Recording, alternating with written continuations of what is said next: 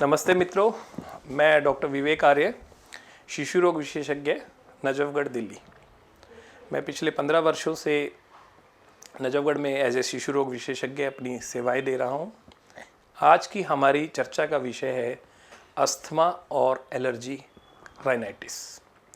मित्रों, ये बड़े दुर्भाग्य की बात है कि पिछले कुछ वर्षों में अस्थमा और एलर्जिक राइनाइटिस जैसे रोगों का हमारे दिल्ली और एनसीआर में बहुत अधिक बढ़ना हुआ है। इसके कई कारण हैं। मुख्य कारण प्रदूषण है, जिसमें घरेलू प्रदूषण भी शामिल है और बाह्य प्रदूषण भी शामिल है। व्हीकुलर प्रदूषण यानी कि गाड़ियों से होने वाला, वाहनों से होने वाला प्रदूषण, निर्माण सामग्री से होने वाला प्रदूषण, आग जलाने से होने वाला प्रदूषण, केमिकल यानी रसायन से होने वाला प्रदूषण, घरों में नया पेंट या नया फर्नीचर, रसोई में खाना बनाने से उठने वाला धुआं, दीवारों पर लगी हुई काई या सीलन, घरों में घुटे हुए कमरे जिन कमरों में वेंटिलेशन अच्छी नहीं होती, हवा साफ़ नहीं होती और घुटन होती है, सूर्य की रोशनी नहीं आती, ऐसे जो परिवेश हैं ये अस्थमा को बढ़ाने में सहयोगी हैं।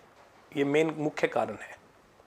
इसके अलावा आपके कुछ दवाइयाँ भी अस्थमा को ट्रिगर कर सकती हैं, कुछ केमिकल्स भी कर सकते हैं, कुछ खाने के नट्स भी कर सकते हैं, पल्सेस भी कर सकते हैं, और आपका पोलन ग्रेन्स जो कि स्प्रिंग के मौसम में पेड़ों से छनकर आते हैं, वो भी अस्थमा को बढ़ा सकते हैं। आपको ये जानने की ज़रूरत है कि अस्थमा के सबसे प्रमुख लक्षण क्या हैं। सबसे प्रमुख लक्षण अस्थमा में खांसी है। वो खांसी विशेष रूप से रात के समय 12 बजे के बाद होती है, जिसमें बच्चे को सांस लेने में दिक्कत होती है। उसकी छाती में से आपको एक म्यूज़िकल सी साउंड सुनने को मिलेगी और वो कई देर तक खांस के उसको सांस नहीं आ रहा होगा। ऐसे सिम्टम्स रात के समय होते हैं। यही सिम्टम्स दिक्कत बढ़ने पर दिन में भी होने शुरू हो जाते हैं, अथवा भागने, दौड़ने या किसी प्रकार के अधिक व्यायाम करने से भी ये सिम्टम्स आ सकते हैं। इन सिम्टम्स का मुख्य कारण जो बच्चे की श्वास नली है उसमें सूजन आना है। उस सूजन की वजह से वो भीड़ी हो जाती है, नैरो हो जाती है, इसलिए उसे सांस लेने में दिक्कत होती है और सांस की आवश्यकता के कारण बच्चा उठकर बैठ जाता है और सांस लेने का प्रयास करता है, मगर उसे खांसी उठने लगती है। यह सिम्टम दिल्ली में 10 में से 3 बच्चों में प्राय देखे जा सकते हैं।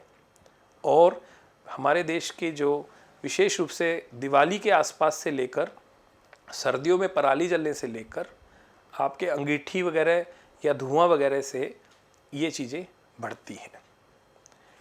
मित्रों, इस समस्या को हम जेनेटिक रूप से भी देखते हैं, आनुवांशिक रूप से भी देखते हैं।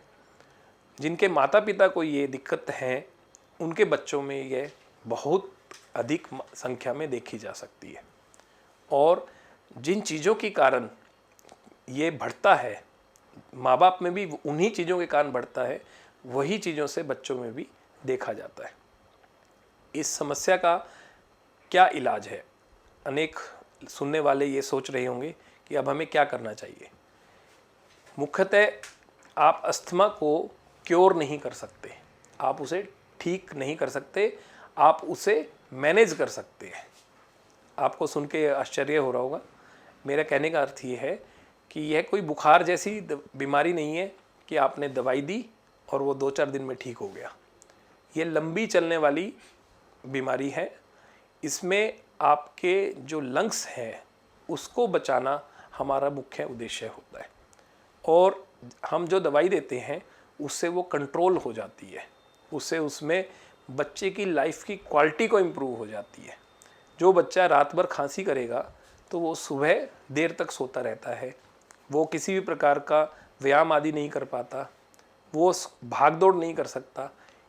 इसके कारण बच्चे को हर समय सुस्ती आई रहती है, उसके अंदर पढ़ने की याददाश्त शक्ति कमज़ोर हो जाती है, वो स्कूल से बार बार छुट्टी लेता है और उसका दिमाग पढ़ने में कंसंट्रेट नहीं कर पाता है। तो इसलिए इस बीमारी के दुष्प्रभाव हम बच्चों में दूरगामी प्रभाव देखते हैं, इसलिए इसका इलाज करना बेहद आवश्यक है। यह आपके घर के आसपास जलने वाले कूड़े से लेकर आपके घरेलू धुएं तक, इसमें जैसे कोई व्यक्ति घर में धूम्रपान करता हो, हुक्का पीता हो, अथवा आप जो खाने में छोंक लगाते हैं वो छोंक अंदर घूमता हो, तो घरेलू प्रदूषण इसमें बहुत बड़ा उत्तरदायी है। अब इसका इलाज क्या है? अस्थमा का इलाज, अस्थमा का मुख्य इलाज ये इन्हेलेशन थेरेपी है। मित्रों, इसे इन्हेलर कहते हैं। इसके अंदर जो दवाई है वो इस पार्ट में है और इसके साथ में एक डिजिटल आपको मीटर डोज का रीडिंग का लिए एक जगह विंडो बनाई गई है। इसमें जैसे कुल 120 डोजेस है। जब आप इसको ऐसे दबाते हैं तो उसमें से एक डोज कम हो जाती है। तो इस प्रकार से आप 120 बार दबाएंगे तो ये मीटर डोज आपको ये बता देता है कि ये ख़त्म होने वाला है और आपको इसको बदलने की आवश्यकता है। क्योंकि बच्चे इसको सीधा नहीं ले सकते, इसलिए बच्चों में स्पेसर डिवाइस ये इस्तेमाल किए जाते हैं। ये स्पेसर डिवाइस का फ़ायदा क्या होता है कि आप जब इस इन्हेलर को पहले शेक करेंगे और फिर स्पेसर में लगाएंगे, स्पेसर में लगाने के बाद आप इसको प्रेस करते हैं तो ये जो दवाई की मात्रा है वो सारी इस कंटेनर में आ जाती है।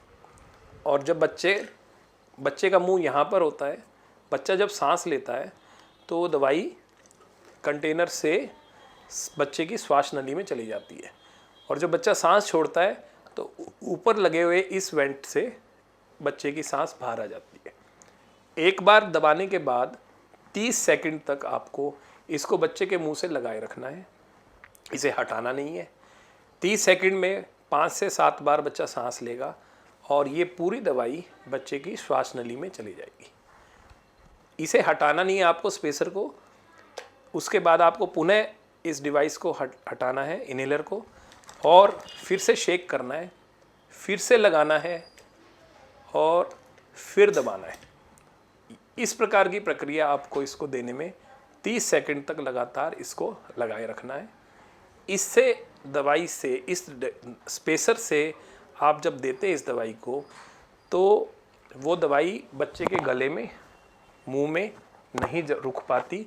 90% दवाई बच्चे की सांस की नली में जाकर उसकी जो रुकावट है, सिकुड़न है, सांस लेने की जो तकलीफ़ है, उसको दूर करती है। और इसी प्रकार से अस्थमा के साथ हमने देखा है कि एलर्जिक राइनाइटिस, नाक की समस्या बड़ी कॉमन है। उसके अंदर ये नेज़ल स्प्रे यूज़ किया जाता है।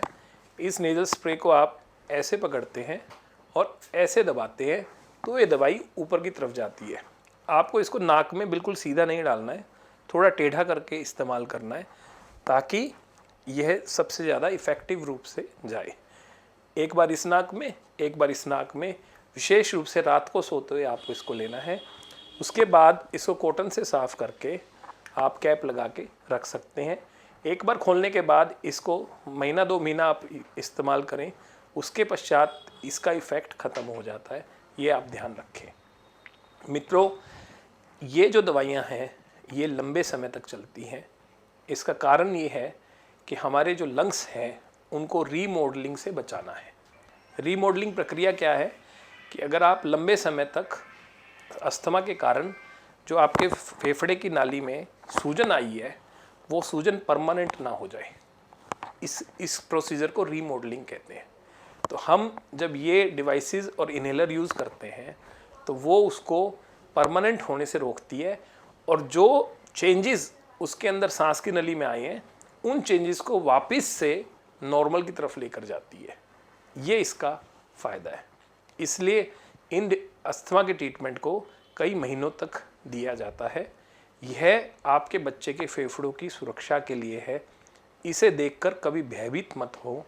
और अंतर्राष्ट्रीय स्तर के वैज्ञानिकों ने शोध के पश्चात इन मापदंडों को स्थापित किया है।